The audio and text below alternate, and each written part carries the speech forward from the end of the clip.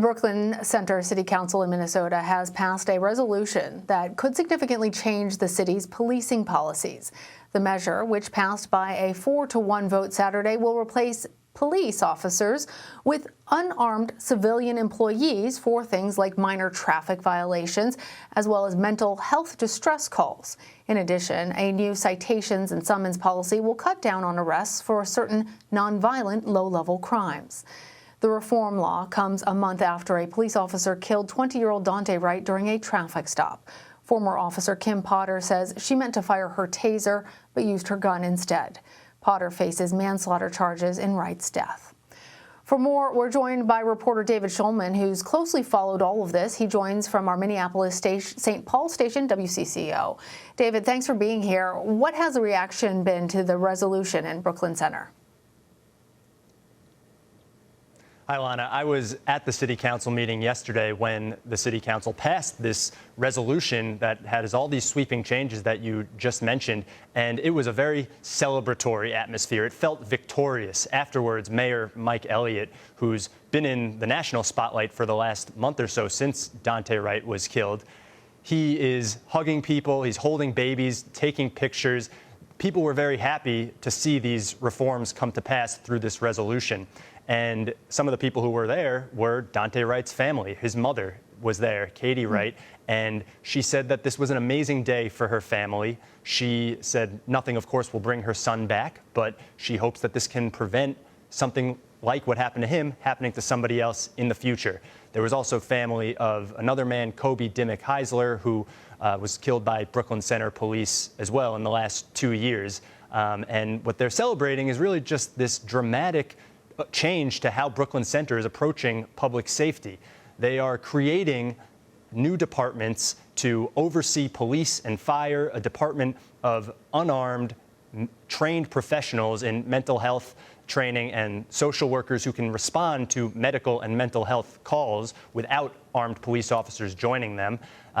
There will be a civilian traffic enforcement division, as you mentioned, for non-moving traffic violations, which are things that include things that don't have to do with actual driving behavior, such as a busted taillight or expired tags, which was one of the reasons that Daunte Wright was pulled over. There will also be that citation and summons policy that you mentioned, which will be something where there will be no arrests. Arrests are prohibited on low-level offenses, also no vehicle searches for those low-level offenses.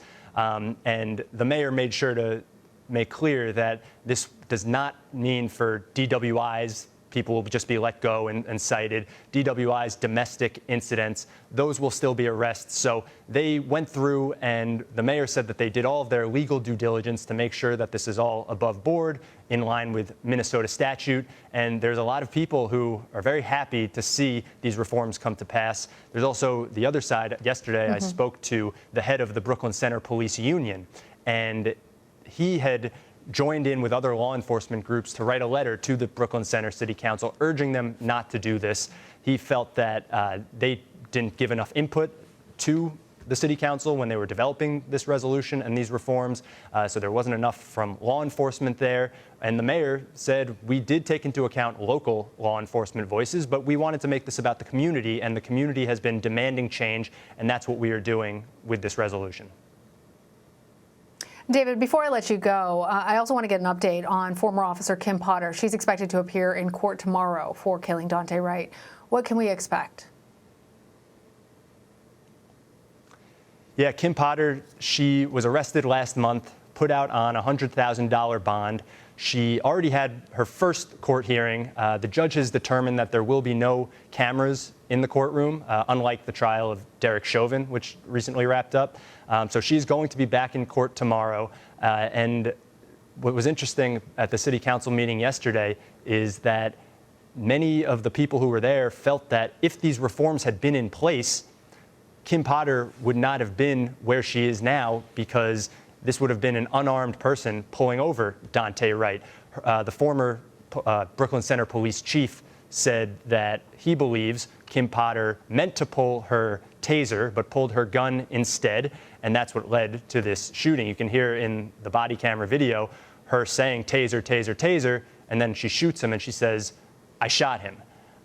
So that's what we're going to see tomorrow, her in court, and any updates, we will bring them to you on CBSN Minnesota. All right, David Schuman, thank you very much.